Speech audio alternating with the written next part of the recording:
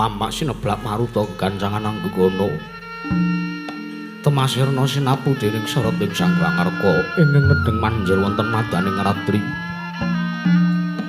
Mangkono pangurcitran diya madeg wonten madaning kedaton negari ing Astina. Ya sinebat negaring Liman Benawi, ya negaring Kuru Janggala. Apantuhu negari ingkang kuncara anjayeng dawana. Nalika semanten wonten madaning kedaton negari ing Astina katon dedreg madaning pasewakan krana Sangnata Prabu Duryudana arsa nampi pisowanipun ingkang rayi nenggih satring Banjar Jungut Sang Raden Arya Dursasana. Nalika semanten katon tintrim ing Waradaya nenggih nata ing Astina Sang Prabu Duryudana krana nyumurupi slaganira ingkang rayi Sang Raden Arya Dursasana benten beneh lan padatan. Pramila ing mangke tuhu den biji tuwin den dangu sawanira Sang Raden Arya Dursasana dening Sang Nata Prabu Duryudana. Nalika semanten temadamel tintrim ing Waradaya Sang Raden Dursasana mangkono pangurcitaning griya kang dados kumangguing wijiling pangandika Sang Prabu Jakapita ingkang dereng kawedharing lisan.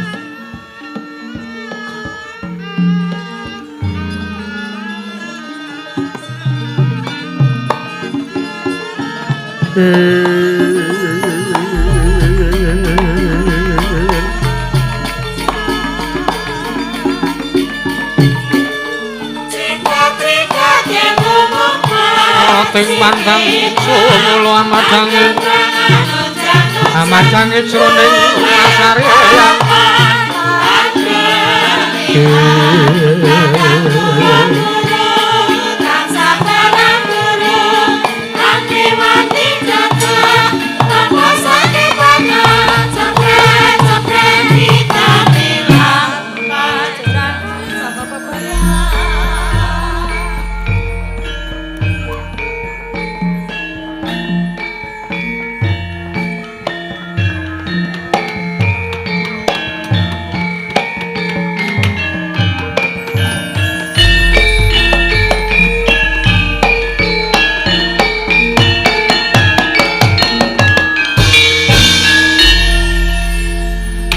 mirim-mirim kembang apa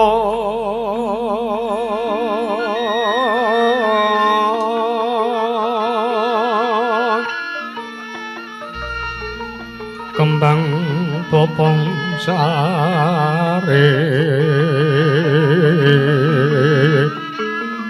molat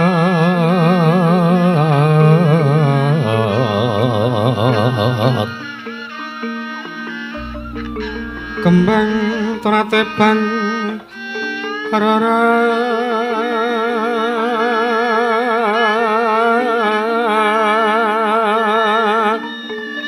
ayungan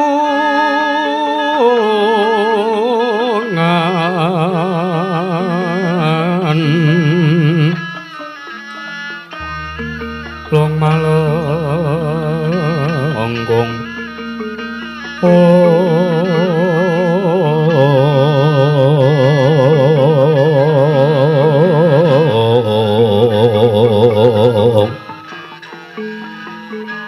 long malangkong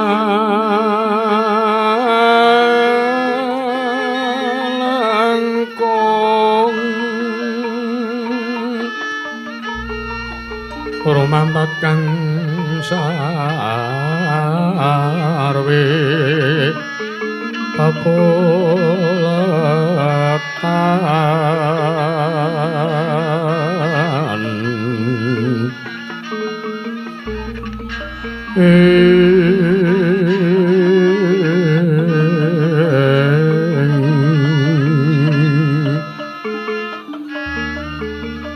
lir sekara karang sungsang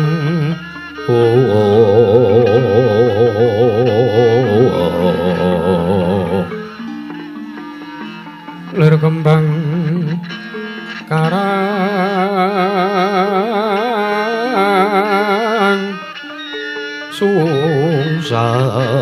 sang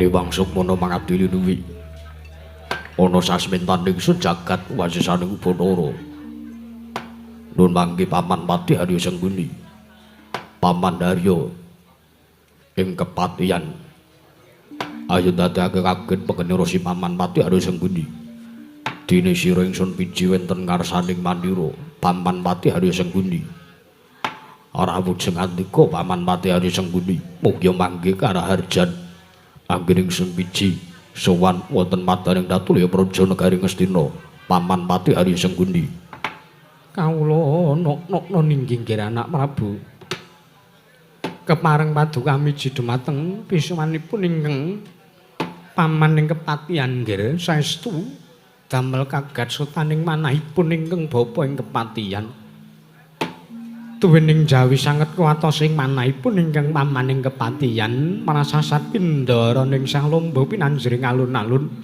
kumitra caruk maras nggih nanging sareng wonten ngarsa paduka kula caket wonten ngarsanipun anak Prabu Jaka Pitana manahipun ingkang pamaning kepatihan tebih saking raos kemarasan dewaji sesembahan kula pengayoman kula wonten ing Madyapada Prapting Delahan anak Prabu Jaka Pitana kawula ana ninggih Paman Pati Harya Sengguni inggih katipanan anggen sira ingsun percaya minangka dadi batal wakil ingsun pranata tata rakiting kaprajan negari ingkang jaya marata diaturna lawan panjenengan ingsun samendhang aja nganti ingkang karempin Paman Pati Harya Sengguni menawi paduka ndang bab tata rakiting kaprajan wonten praja negari Ngastina nggih tartentu sedaya tan badhe anguci wani para kawula samya sayek saeka kapti akal uring nusa bangsa tuwin negari ing Kuru Janggala mandhapipun dhumateng Sang Japa abdi perjurit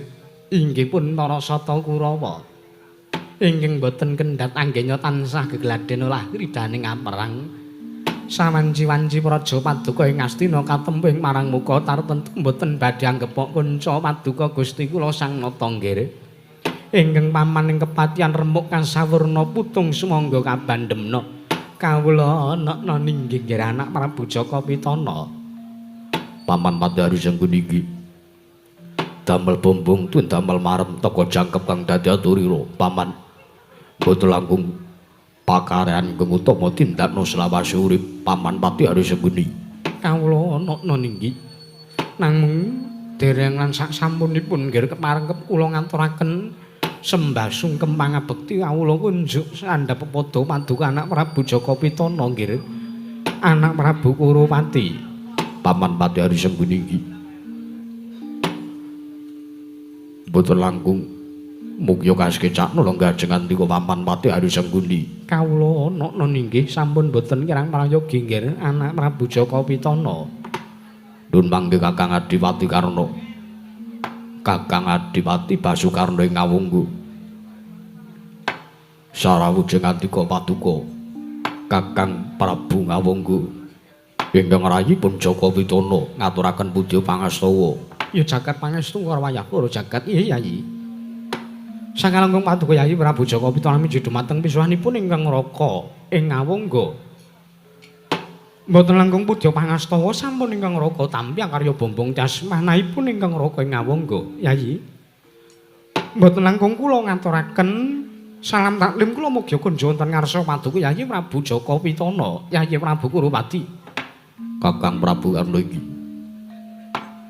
mboten langkung kula cancang puceng weni dumaweng bijang rumeting merdaya saestu dadosaken cahya nur cahya daging rakayiwanan Kakang Prabu Karna biya langkung prayogana anggun sing andika paduka Kakang Prabu Karna lenggah Kakang Adipati Ngawungga iya Yayi sampun boten kirang prayogi pisuwanipun ingkang raka ing Ngawungga Yayi Prabu Jaka Pitana Dimas Dursasana beneh lan padatan pida sataning janur gunung yang kadingaring Siadi Banjar Jungut sowan ana ngersanipun Kakang kamangka kanthi sloga ingkang kaya mangkono mau. Dursasana Marta diakinta keparengake kowe matura, siadi matur ana ngersaning panjenenganing sun. Matur ana ngersanipun Kakang ana wigati apa teka sowan beda kelawan padatan Dimas Dursasana. Latala. Luname pasang kaliman tabe tina bina nglodri dumawang tawang-tawang. Linepat ning tolak manu Kawa Prabu. Kepareng paduka miji dumateng pisawanipun ingkang raying Banjar Jungut pun Dursasana kula nyadhong dawuh. Boten langkung saderengipun kula ngaturaken sembah sungkem pangabekti kula kunjuk Kawa Prabu. Kaka Prabu Jaka Pitana. Yo, Dimas Dursasana tak tampa. Ora liwat pangestunipun Kakang bae tampan ana Dimas. Hai nok niki. Kaka Prabu sampun kula pundi dadosna jecimat. Dayanana marang kasantosan gesangipun ingkang raying Banjar Jungut lho. Dursasana wonten timbalan. Apa to kang dadi wigatine? Wontene siadi sowan tanpa tinimbalan. Kamangka sowan juget-juget kaya mangkono. Beda kelawan padatan, ya beda kelawan ingkang wis kelakon ning Praja Negara Ngastina. Nuwun sewu Kaka Prabu, nuwun sewu. Menapa menawi kula matur mboten badhe dados dukanipun Kaka Prabu Duryudana. Dursasana wonten timbalan. Babar pisan ingsun iki minangka kadang merdamu, ya minangka pambayun. Babar pisan yen to siadi duweni atur pangunek-unek sartani panjaluk ana ngersanipun Kakang. Aku ora bakal lowel. Aku ora bakal duka. Dursasana marata diaki matura. Kawa Prabu ngesnaken dawuh. Ingkang sepisan kula ngaturaken ageng ing panuwun kang tanpa pepindhan. Jernyatanipun sowanipun ingkang raying Banjar Jungut sampun tinampi dening Paduka Gusti kula Sangata Kanjeng Kaka Prabu Duryudana. Lajeng ingkang angka kalih Kaka Prabu. Prasasat ngibaratipun gumun setahun jengleng serendeng. Manahipun ingkang raying Banjar Jungut. Jalaran wah, kula niki urip seprana seprene nganti gerang kaya ngeten niku. Nembe pisan iki ngrasake sing jeneng kecenthok wanita. Lire piye Dimas Dursasana? Mangke yen to, kula tak matur. Wiwit cilik nganti gedhe niku kula ora sudi nek kon cerak-cerak karo wong wedok. Kula gelem cerak-cerak kalian wong wedok menika namung Kanjeng Ibu Gendari kemawon. Nek wong wedok liyane wah aja kok mangan nyawang men kula wegah kok Prabu. Pramila kula niki ngibaratipun gumun setahun jengleng sak ketiga rendeng. Kula menika nembe pisan niki kapandhuk beda ring katresnan. Oh Prabu. Menawi cara kula nek cara aku menika wanita menika jaman sakniki entene minglarani mawon. Pramila menika dados dasaripun ingkang rayipun Dursasana. Bilih kula moh cedhak karo wong wedok, aja kok to nganti mengku suwijining garwa. Kula nyawang mawon, tepung mawon, kula kenal mawon, kula wegah. Pramila kula gumun Kaka Prabu, kula gumun. Apa kang dadi panggungane siadi Dursasana? Wondene nganti duweni sloga sing kaya mangkono. Mangke riyen Kaka Prabu, mangke riyen. Kula niki mun enten 3 sasi niki kula kapandhuk beda ring katresnan. Kula menika nuwun sewu. Dipun nimpeni Kaka Prabu. Siadi nandhang pasumpenan. Nggih, kula ngimpi. Kula kepanggih kaliyan suwijining wanita. Kamangka kula niku sak umur-umur urip ngimpi ketemu wong wedok niku nembe pisan niku. Gumun kula Ming ngimpi nembe ketemu sepisan niku, mongko ngimpi wong wedok niku ming sepisan niku. Wah, edan. Piye Dimas Dursasana? Wah, enak kok Prabu. Kula mboten saged matur pripun raosipun. Wah, ingkang baken kula pinanggih kalian sawijining wanita jroning pasumenanipun ingkang rayipun Dursasana. Sareng kula suwuni priksa piyambakipun menika putri saking pundi, sinten seselipun piyambakipun Blaka. Inggih menika namipun Endang Trirasa, atmajanipun Begawan Branta Sudarsana Pandhita ing Candhiatar. Wah, niki lho kula gumun niki lho. Kula gumun Kaka Prabu. Kula pun mataun-taun urip wiwit kuncung nganti gelung, wiwit jampang nganti celaprang mriku. Kula ora tau gelem kenal wong wedok. Lah kok niki kula iso ngrasake tresna, kula iso ngrasake kangen, kula iso ngrasake cinta. Kalian pun Endang Trirasa. Wah Prabu, pramila wale-wale menapa? Sawanipun ingkang rayi menika kula namung badhe ngemis mateng paduka Kanjeng Kaka Prabu Duryudana. Jalaran paduka menika ingkang minangka kadang werda saking ingkang rayi ing Banjarjungut. Kula suwun kanthi sanget Kaka Prabu. Kula suwun supados gayohaken Endang Trirasa sakmangke badhe kawengku garwa ingkang rayi ing Banjarjungut Kaka Prabu. Nyan siswa matur marang Risang Mahayogi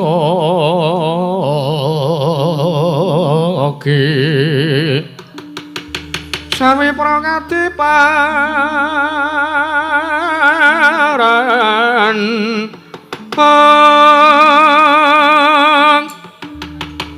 arasaning nywanguti Patiyogya salining warna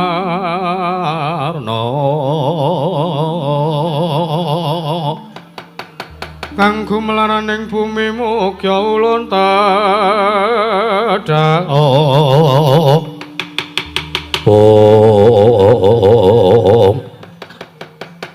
jagat pangestu Dursasana ora ngira babar pisan yen teka Siadi duweni sloga sing kaya mangkono sartane iso ngrasake rasa katresnan. Dursasana janjanipun kakang iki uga entuk pasumenan sing padha kelawan Yayi Dursasana ing Banjarjungut.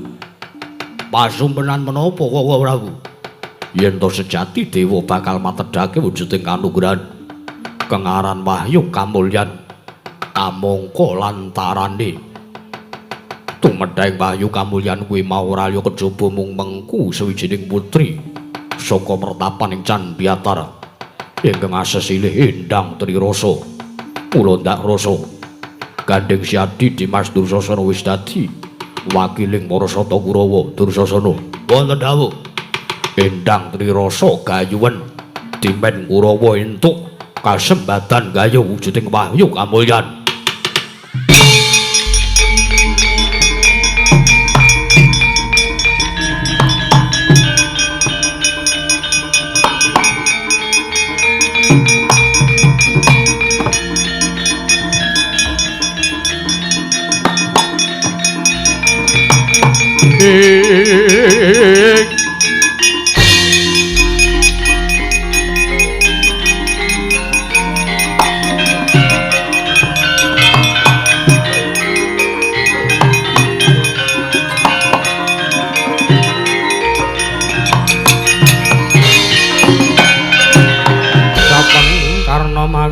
Wingis katon landheping Trisala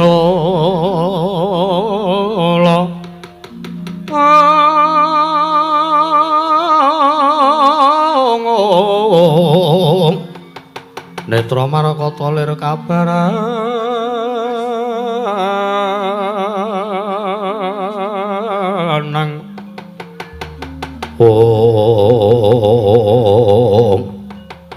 Kakang Prabu Arna Basusina Maja inggih nyolonggah. Yayi kula nuwun sewu.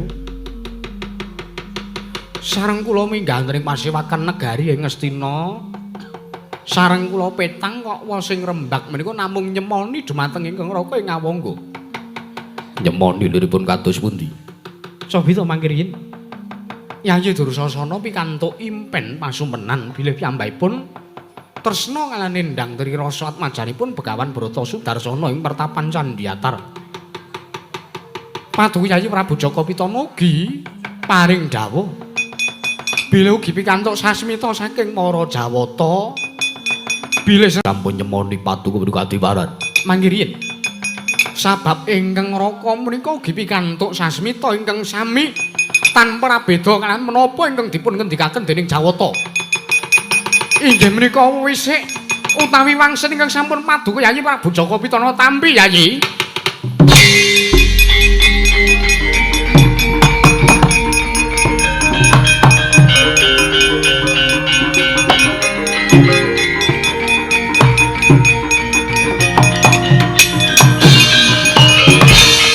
Jagat Dewa Penoro. Dursasana. Wonten dawuh Koko Prabu.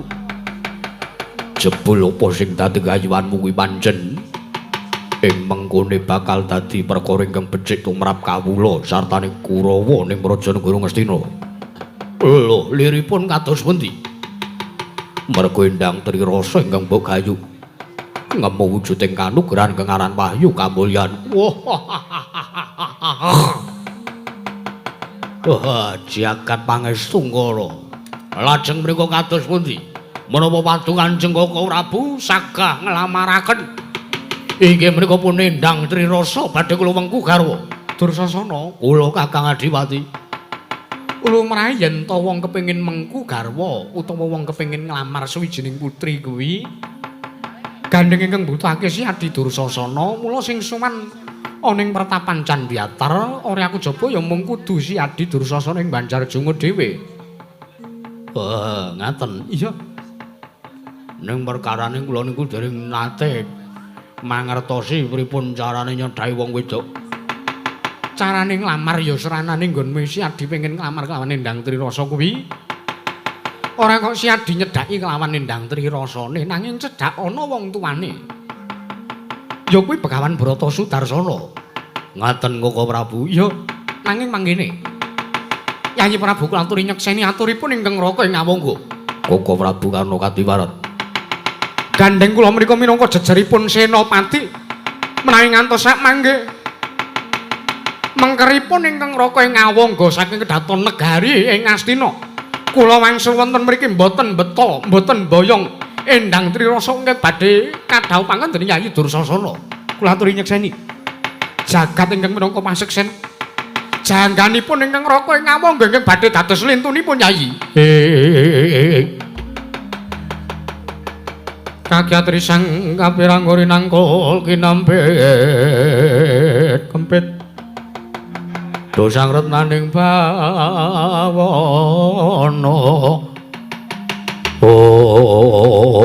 Jagat pangestu ngara. Maringaken menawa padukan Koko Prabu Karna Basisina ing Awangga badhe sagah badhe gayuhaken Endang Trirasa. Mbok bilih mekaten. Jernyatanipun sampun dados sumpah prasetyanipun ingkang Raka ing Awangga. Kula menika minangka jejering senopati. Kula menika ingkang minangka dados cagak tuwak wonten Prajanegari Ngastina. Tartentu menawi wonten gegayuhan utawi perkawis menapa kemawon kedah senopati ingkang majeng wonten ing barisan ngajeng piyambak Yayi. Wah, malah Koko Prabu ingkang badhe gayo. Iya Yayi Dursasana. Malah kula ngaturaken panuwun lho Koko Prabu. Wis lungguh sing kepenak nang kesatran Banjarjungut Yayi Prabu. Kakang Adiwati kana wonten timbalan. Sak mangke kula ingkang badhe mboyong Endang Trirasa kemaring ingkang Raka nyuwun pamit. Matur sembah nuwun. Ngatos-atos sampun kados lari-ali tindak paduka Kanjeng Koko Prabu Karna ing Awangga. Iya Yayi.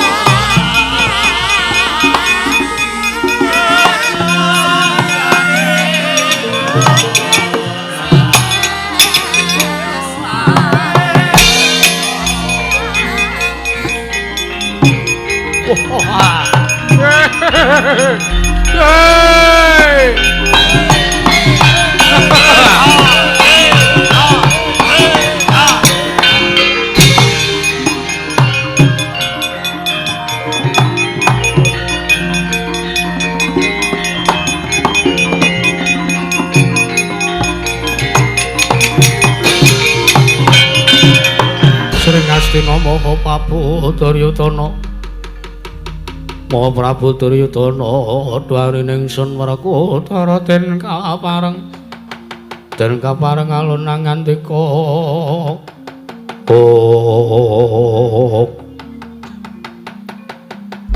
jagat pangestu Nggara Dursasana kula wonten dawuh ora ngira babar pisan semono prasedyaning kelabuhan Kakang Adipati Karna.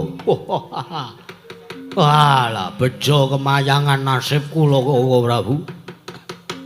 Jalaran kula sedhela malih, sekedhap malih kula badhe mengku suwijining wanita ingkang sampun sanget damel. Kontring manahipun ingkang raying Banjar Jungut. Jernyatanipun kula niki urung tau-taune ngrasake katresnan. Wah, mbasan seneng karo wong wedok. Wah, pun jero niki kok ora bumpun jero. Yo, Dimas Dursasana yo iki. Paman Patihari Sengguni. Kula wonten paring adhawu nggih. Babar wisan kinaryan Jampang Wituwin nderekaken nglawan tindhaipun Kakang Prabu Karna ing ngawunggu. Kula suwun Kurawa 100 kejawi Yayi Dursasana sepatus den kepiyaken mekaten anak Prabu. Nggih. Ngaten ingkang pamaning kepatihan nyuwun pamit madal wasilan nggih. Ingkang atos-atos sampun ngantos kados lare-lare Paman Patihari Sengguni.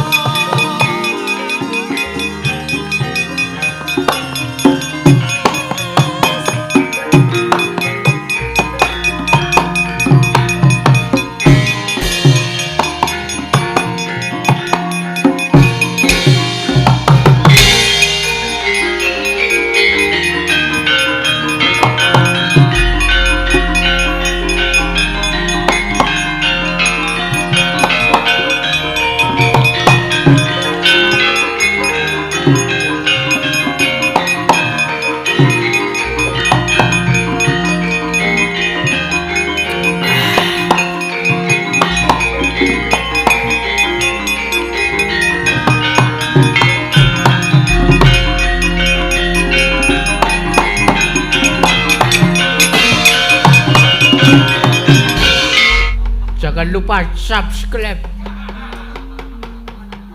Durma Gati ki cahidan. Nun, kula wonten dawuh man. Heeh. Dur, kula Cit, kula man.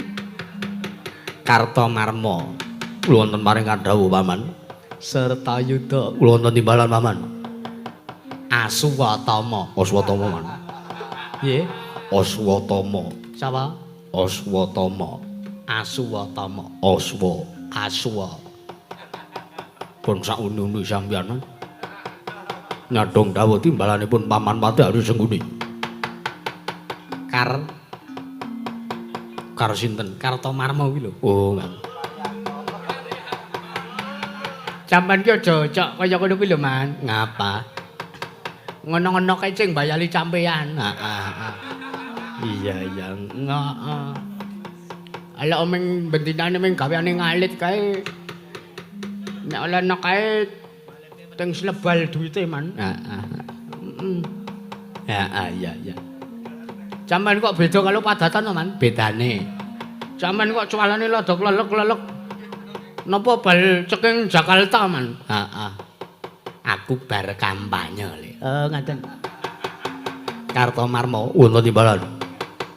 Surtayuda wonten timbalan, Man. Aswatama wonten timbalan.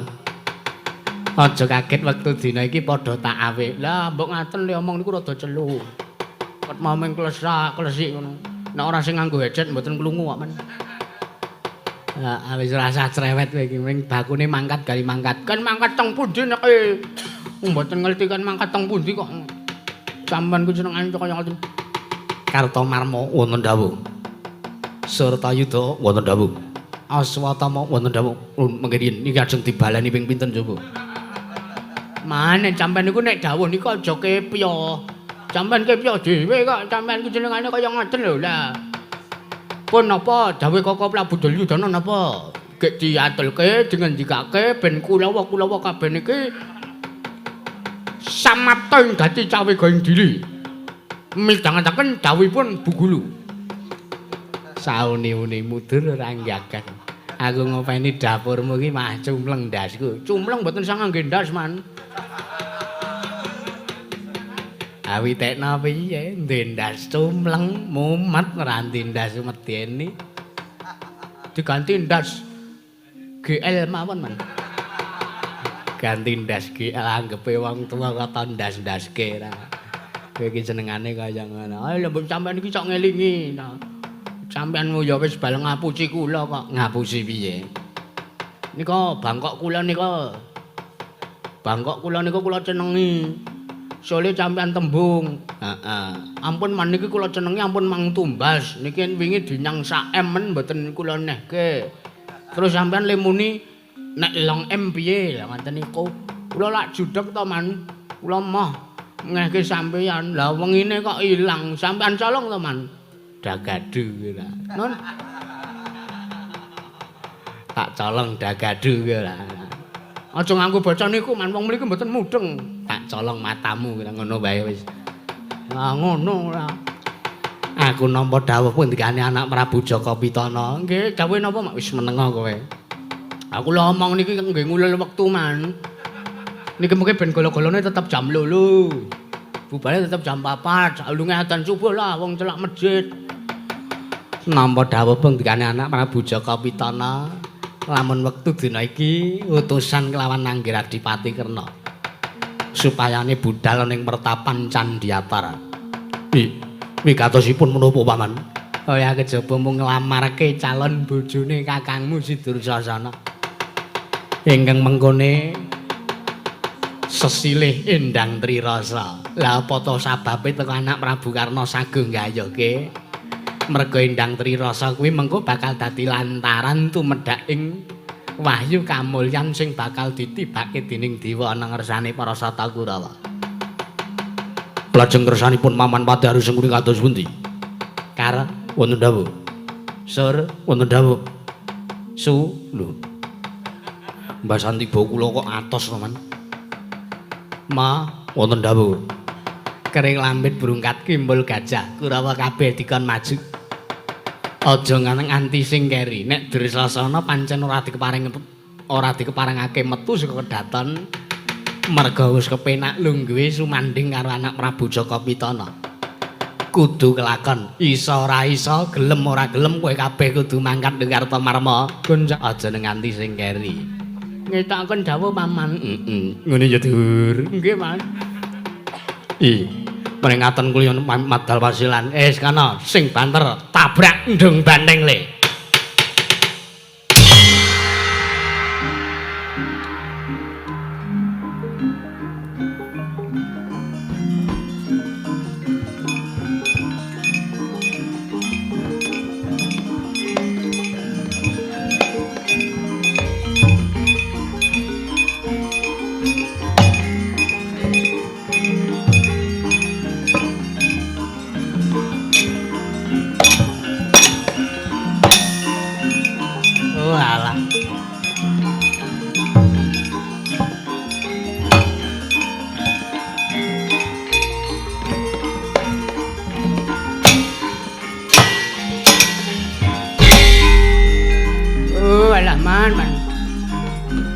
Ulang eling nek wayang cewan sampean iki.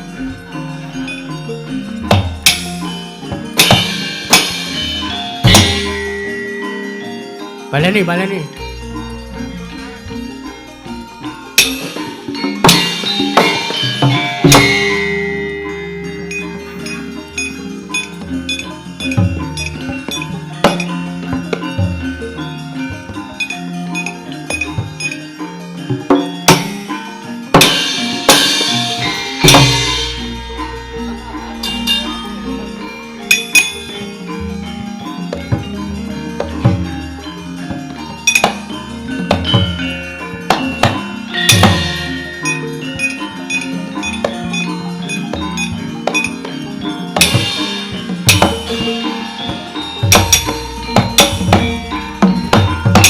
Nyanrol.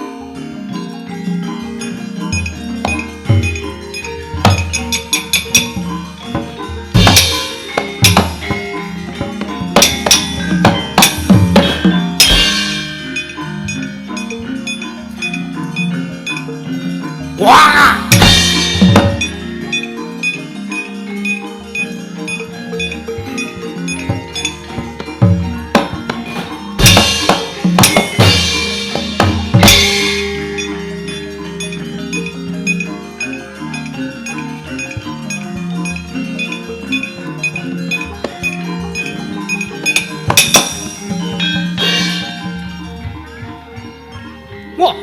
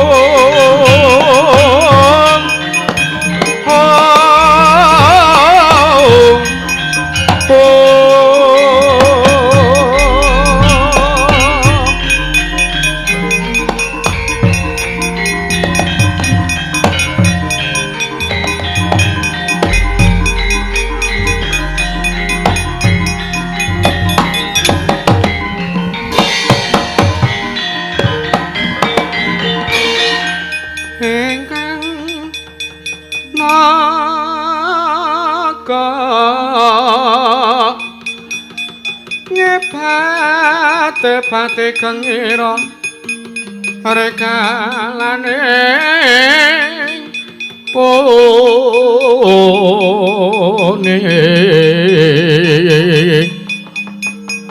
nakama kekean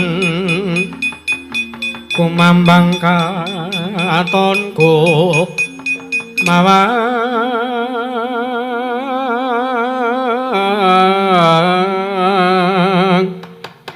wisanya manampak kisih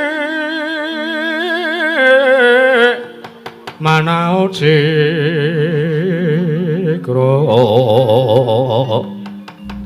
marang risang bayu siwi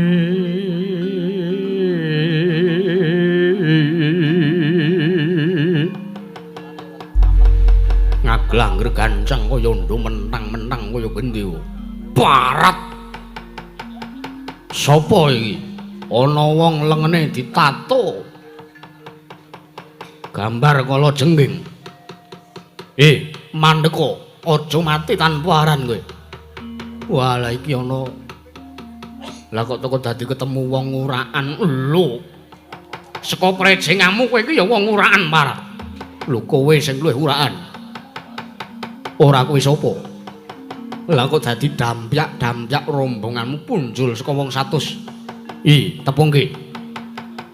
Yen to kowe takon, kowe tak takoni malah ganti takon, aku Kartamarma. Kartamarma kuwi panganan apa? Lho piye to kuwi? Kartamarma iki pangeran pati negara Ngastina. Walah Kurawa. Yo. Sapa kowe? Takon marang aku ya iki kadang sentanane Nalindreng Simbar Manyura. Aku Adipati Naga Bantala. Adipati Naga Bantala, dasar kepara nyata. Lho kok sik kaya tau krungu jenengku ya aku. Adipati Naga Bantala, dasar kepara nyata. Ana apa lak kok dadi Kurawa dampyak tekan kene. Mikira. Naga Bantala. Ndak jaluk yen to kowe kepengin kepenak uripmu, kepengin slamet, kowe minggira saka papan kene. Lho, yen to aku mbanjut ora kena, kowe kudu bali, kowe kudu minggat. Jernyatane iki bakal dadi dalane para Sata Kurawa. Nggone mboyong kelawan nendang Trirasa. Putri ana ing pertapan Candhiatar. Lho engko sik. Lah kok dadi kowe sajak arep dadi mungsuh saingane Gustiku Sinuwun Prabu Surabramadiraja. Jernyatane ratu Gusti Kuing Simbar Manyura bakal ngayonake kelawan nindang Trirasa. Wah, ladala. Yen ngono nggone pengin boyong kelawan nindang Trirasa kudu direbut kanthi adu atos sing balung leting kulit. Apa panjalukmu kowe ngejak perang ngono? Ayo no, wis kadung wani kaya ngene sih. Ora sida perang. Ayo. Lena pangendamu tebak dadamu ning kene marganing matimu. Taunana Windanana aku ora bakal Gigrik yen to mungsuh para sata Kurawa. Piye? Taunana Windana aku ora bakal gigrik mungsuh Kurawa. Kowe ngremehke karo Kurawa, Marat. Kowe ora ngerti kondange apa piye? Kurawa ki nek gawe budalan apik. Dursasana ki nek kiprah sangar. Ning kalah. Heeh. Ayo kowe muni yo. Kowe ngedangi dalane Kurawa nggone arep mboyong Endang Triyasa. Saiki ditonton Kartomarma apa Naga Bantol sing tekaning pati. Cuangkem.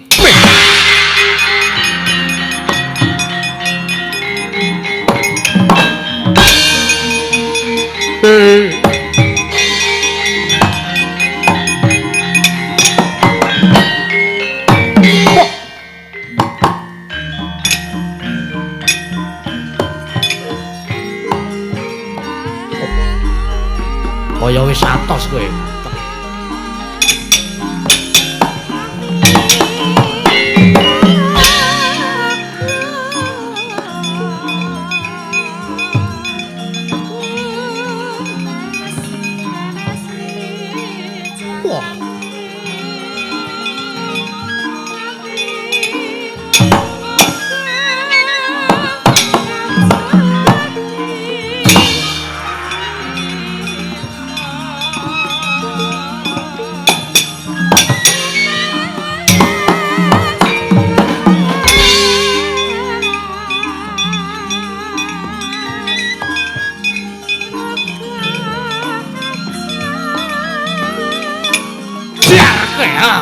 Iki jalukanmu malah.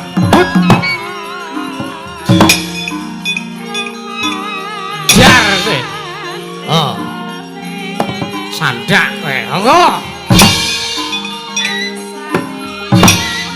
Hut. Oh. Wah.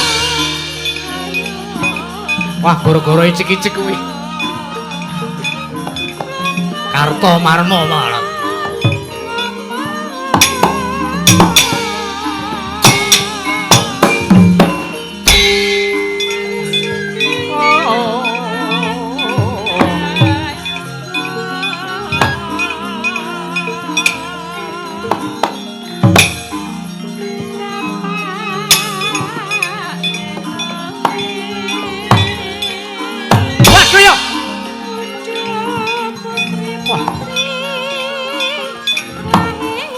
Hop.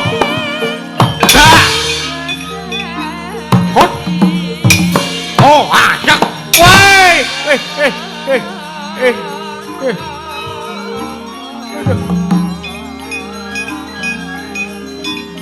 Sambato. Manggepe. Wah. Hop. Hop.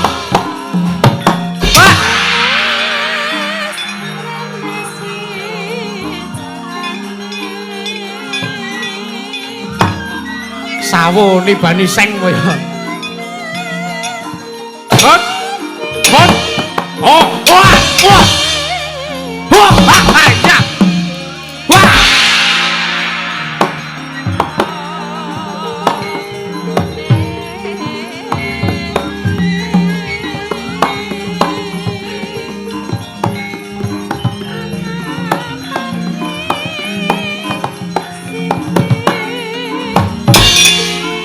Hai. Hot. Oh.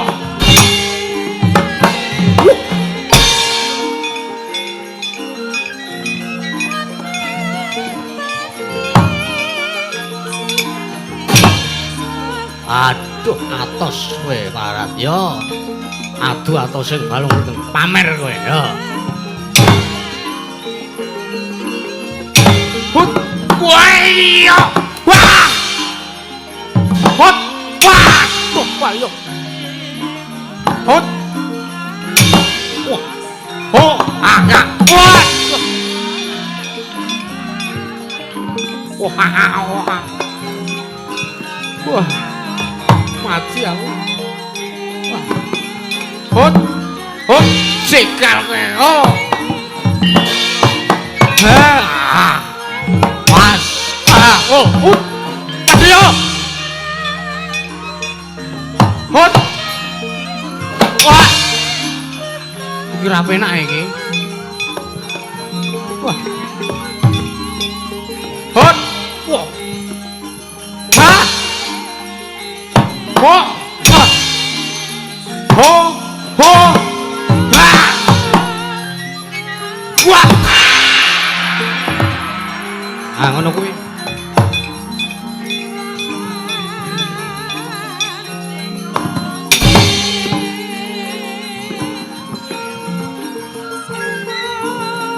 Waduh.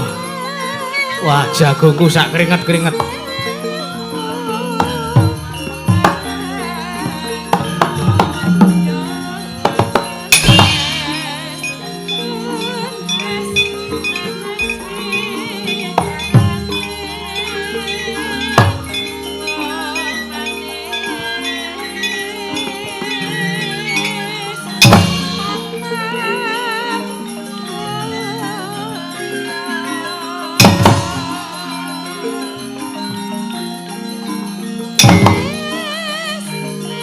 Mestere lunyu yo pindah yo.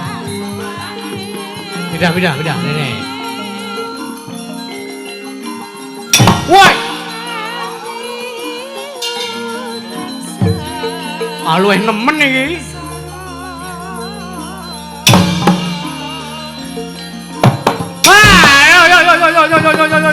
Yo. Bos. Aja bos.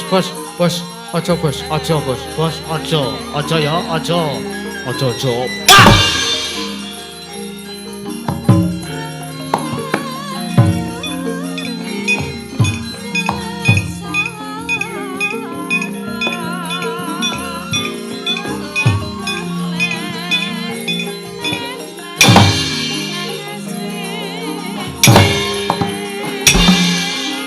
Oh, mas. Oh, wah. Wah.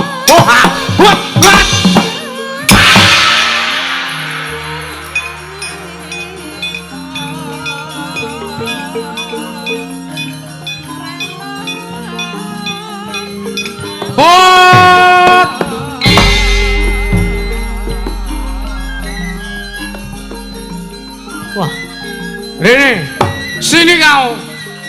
Cemana pula kau nih?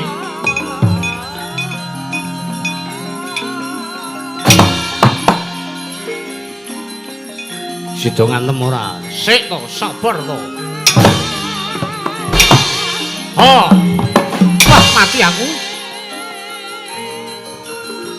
Hot. Oh, aku iso tangi, Pak.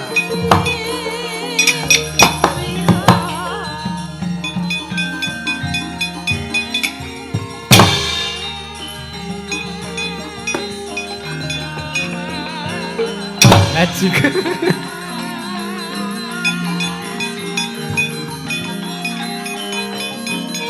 Sabar to kowe iki.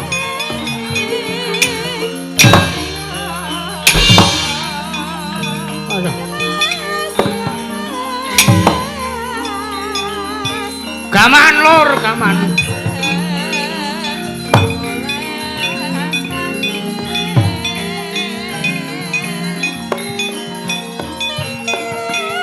Kabeh.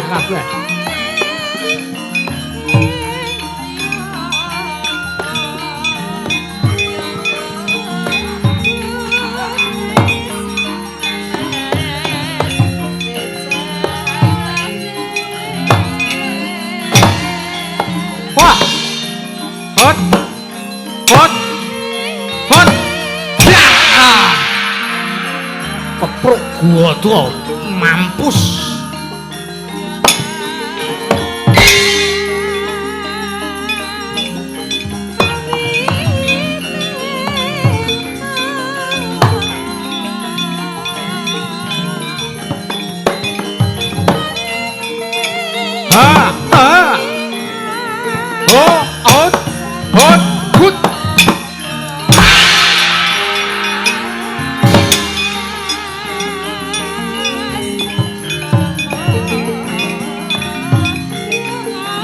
Iki wayange limbung sih.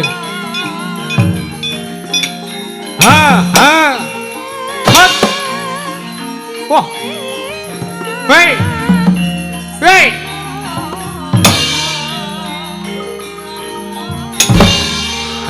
Ganti, Bos.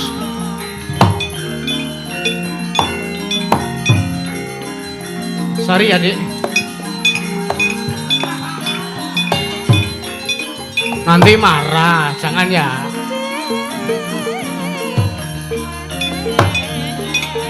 Oh, oh.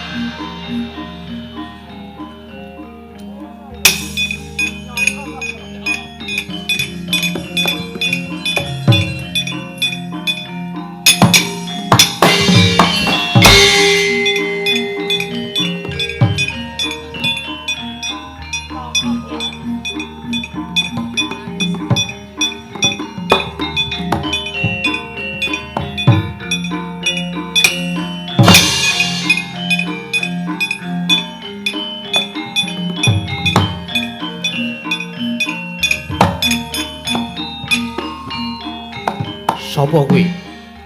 Satria mabur. Wong nganggo kethu, mabur sapa kowe? Aku Naga Bawana, Naga Bawana. Ha iya. Wah. Parat. Ngosasik barisane Kurawa. Kowe sisan apa gelem tok sasik? Mati, ora medun, mati tenan kowe. Kowe sing ora gelem munggah.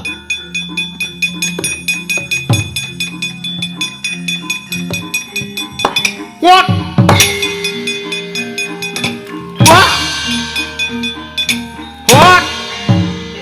Hop!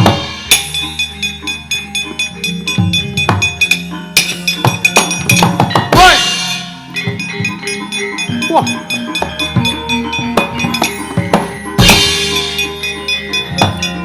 Aduh!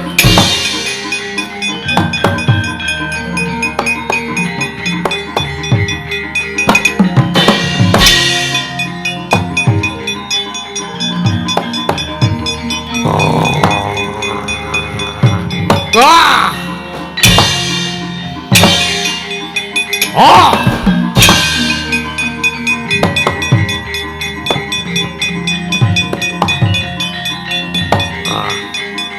Ah! Ah! Ah!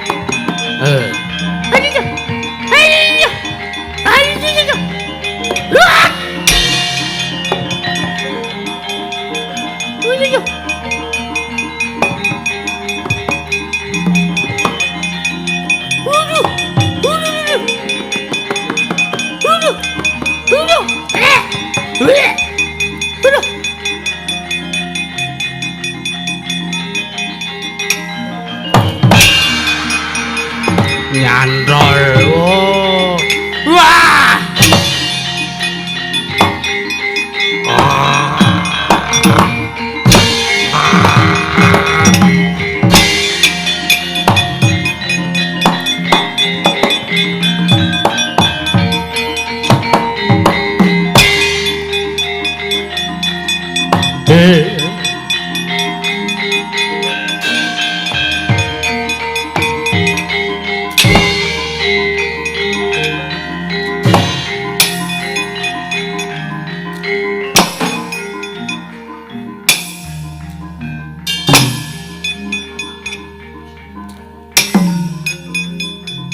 Piye ta kuwi?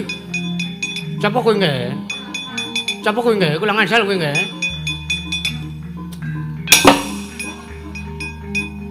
Suwe.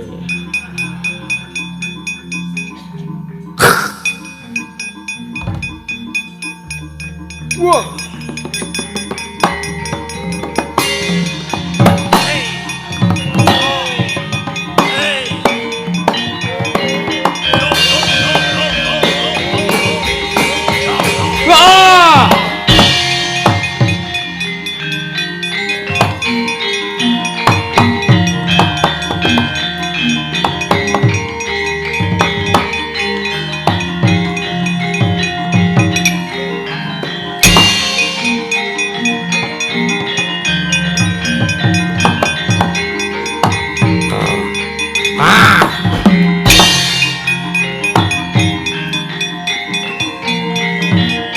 Hei, do bali.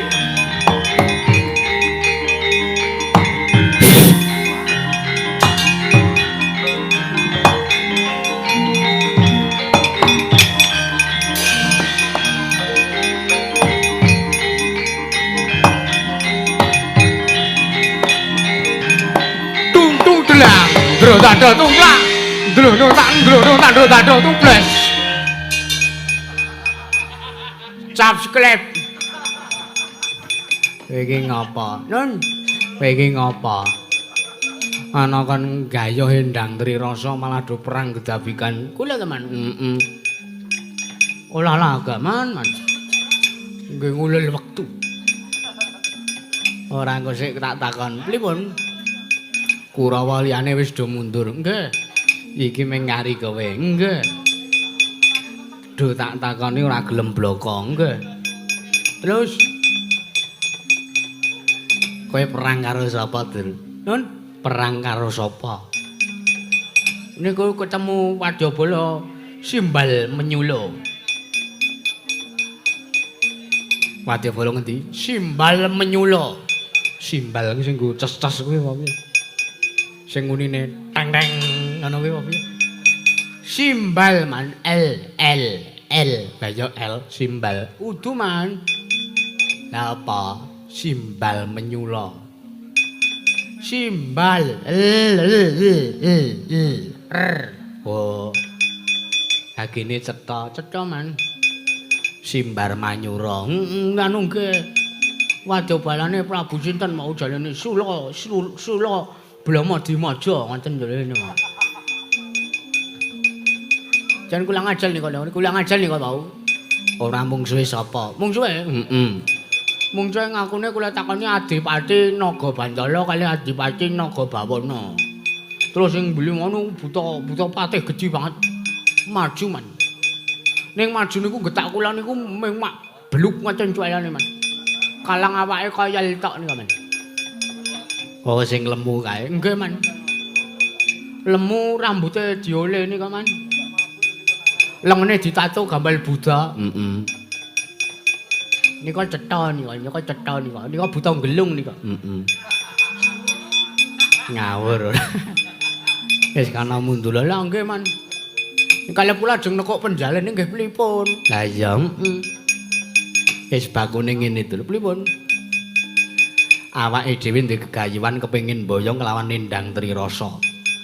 Mesti wae tak anggap lakon iki karang wong duwe gegayuhan anggere Adipati Karna duweni gegayuhan mesti akeh. Kesandung kesimpreting lakon. Kesrimpet. Lah iya kesrimpet. Sampeyan mau muni kesimpret ngono kok mau. Kesrimpet. Lah lak ngaten lak cetha. Ha iya ngayo. Terus kecane Paman Pati ayo sengkuni metu wae, metu yoja le. Mun monggo kula direkaken.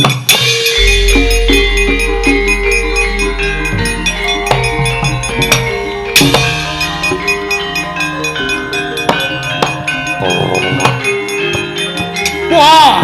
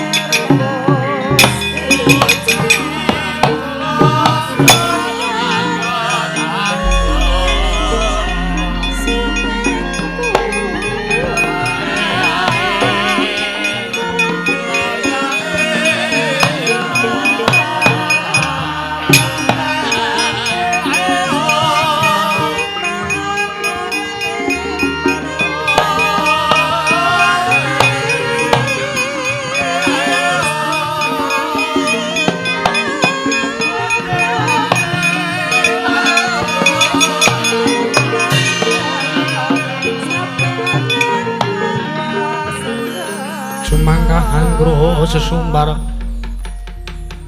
mawalindo bumi koncing kumaludo kontor ketop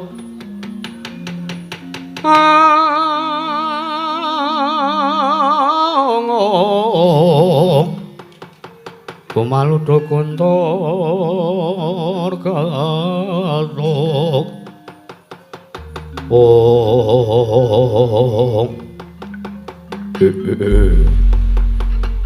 Kakang Adipati Naga Bantala piye Yayi Pati Dendobau rumangsaku nek ngladeni Kurawa kok ora ana bathine apa-apa teges awake dhewe ora entuk apa-apa malah ming kesel ya banjur kersane Yayi Pati Dendobau piye merga wektu dina iki awake dhewe mung rumaja kelawan tindahe Sinuwun Prabu Simbar menyuraya Sinuwun Prabu Surabramadiraja wis ora usah kesuwen ndak rasa ning mung ngladeni Kurawa ora ana entek wong Kurawa kae selawase urip gaweane ming sengit karo wong wae mula nek ndak aturku kae kreta kencana ingkang dititi dening Koko Prabu Surabramadiraja wis ngenteni. Ayo Kakang Pate aja suwe-suwe wektu dina iki derekake tindahe Sinuwun Prabu Surabramadiraja tumuju ning pertapan Candhiatar. Ya wis Yayi Pati Dendobau yen to pancen kowe mangkono sing dadi kersane Si Adi pun Kakang mung kari manut. Yo pun Kakang mung kari manut Yayi Pati Dendobau.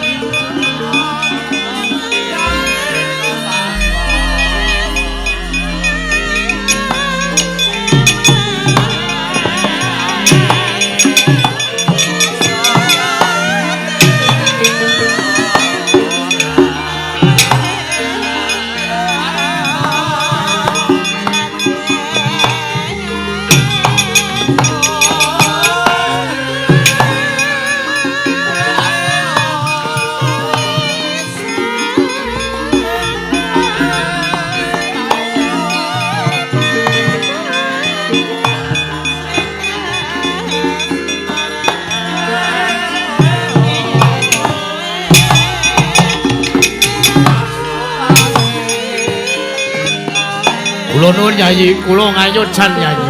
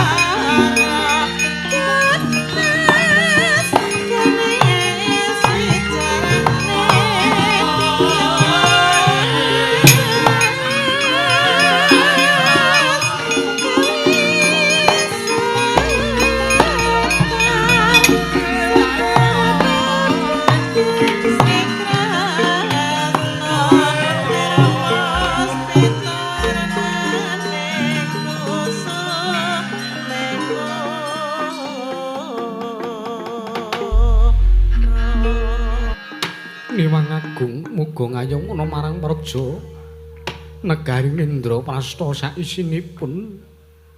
Nun mangke Koko Prabu sarawuh paduka Kanjeng Koko Prabu Baladewa ing Mandura. Koko Prabu Balarama ingkang rayipun Darma Kusuma ngaturaken pambagya raharja mugi kunjuk wonten ngarsa paduka Kanjeng Koko Prabu Baladewa. Koko Prabu ing Mandura ya jagat pangestu karo wayah tur jagat Patendra Jaladewaku. Yayi Prabu inggih. Sakalangkung piswanipun ingkang Raka ing Ayodya. Inggih Raka ing Mandura. Paduka Yayi Prabu Darma Kusuma misungsungaken pambagya raja wonten ngarsanipun ingkang Raka. Yayi, wilujeng sowan kula mboten manggangan setunggal punapa. Mboten langkung kula ngaturaken pudya pangastawa kula mugi kunjuk Yayi. Inggih Koko Prabu. Sampun sanget ingkang rayi tampya karya Cundaka Panglingga Murda. Koko Prabu nuwun mangke damel kaget sota ninggalipun ingkang rayipun Darma Kusuma. Teka ing sak mangke paduka rawuh sengkan-sengkan datan pepuyan. Janur gunung kadingaren wonten wigatos menapa Koko Prabu? Yayi, kula wonten timbalan. Estunipun kula anggen kula sowan wonten Praja Negari Ngamarta sak mangke kula badhe sowan kaliyan kadang kula ing Dwarawati. Nanging sareng kula titik wonten Praja Negari Dwaraka jebul tinemunipun Yayi Prabu Sri Bathara Kresna oncat boten nglenggahi kedaton negari ing Dwarawati. Pramila ing pengangkahing mangke anggen kula sowan wonten Praja Negari Ngamarta. Ing pengangkah kula arsa tinju dhumateng karajanipun kadang kula para Pandhawa. Malah kula badhe nyuwun mriksa. Mbok bilih paduka Yayi Prabu Darma Kusuma priksa wonten pundi denungipun Yayi Prabu Sri Bathara Kresna Yayi. Nuwun mangke Koko Prabu. Malah paduka nyuwun mriksa babagan wonten pundi tindhaipun tindunungipun Kanjeng Koko Prabu ing Dwaraka.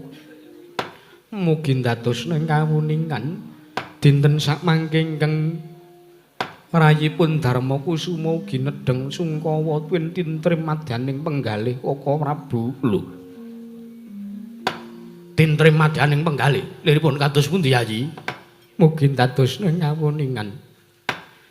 Bilih ing sak mangke sampun wonten tigang candra kanggan sakmenika kadang kula panenggak pun Werkudara ing Jodipati oncat saking negari Ngamarta Koko Prabu.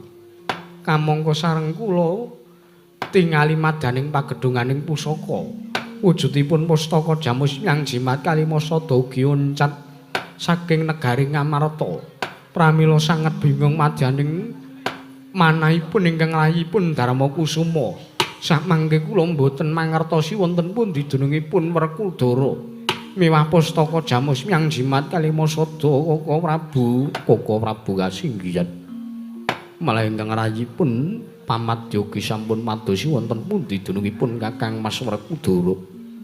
Malah ing sakmangke kula sawang jagatipun Kakang Mas Bratasena katon peteng lelimengan. Koko Prabu gandeng kepasang yudha katuju ing inupatu Kanjeng Koko Prabu ing Mandura rawuh wonten mriki. Para Pandhawa badhe nyuwun iga pratikel dawuhipun paduka Kanjeng Koko Prabu Baladewa ing Mandura. Koko Prabu tansah marmaring sukma sinukmaya winaya ing asape sinimpen teleng ing kalbu pambukaning marana tarlen saking liyap-layap ing aluyup pindha pecating sumbana sumusuping rasa jati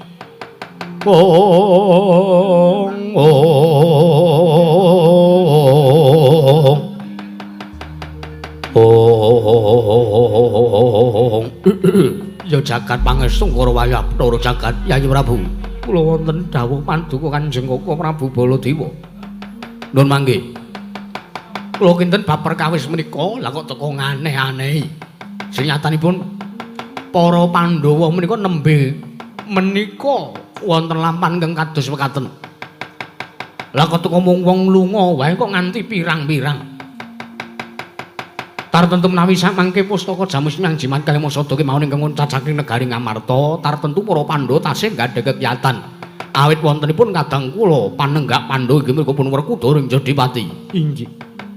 Nanging menika murcanipun wujudipun pustaka Jamus Nyang Jimat kalih Masada kaliyan pun Werkudara menika sami wekdalipun Koko Prabu. Yayi Prabu, kula wonten timbalan. Menapa mboten prayoganipun bilih Paduka Yayi Prabu Darma Kusuma tusan kelawan Yayi Paduka. Inggih menika pun Yayi Panengah. Inggih pun kadang kula pun Dimas Arjuna. Supados sak mangke ngupadi wonten pundi duripun Werkudara kaliyan wujudipun pustaka Jamus Nyang Jimat kalih Masada. Lajeng perkawis Yayi Prabu Ndarawati mangke ingkang raka ing Mandura ingkang sagah tanggel jawab jenenyatanipun Yayi Prabu Kresna menika minangka kadang tarunanipun ingkang raka ing Mandura.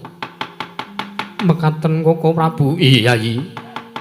Inggih menawi mekaten Yayi Arjuna kula wonten paring adhawuh. Ndak suwun supayane si Adi ngupadyana ngendi durunge kadangmu. Ya Dimas Werkudara ing Jodipati. Mekaten Koko Prabu. Iya. Menapa ingkang rayipun Arjuna ing Padukara dipun keparengaken nganthi dumateng pun para Panakawan. Janaka kula wonten dawuh. Panakawan Kakang Semar sak anak-anake kae ora kena keri. Jernyatane kae dadi pamomonge para Pandhawa. Mekaten Koko Prabu. Ya. Lho Kang saka kuwi Arjuna. Wektu dina iki ayo budal bareng kalian pun Kakang. Si Adi golek Werkudara pun Kakang tak golek ana ngendi durunge Yayi Prabu Ndarawati. Arjuna.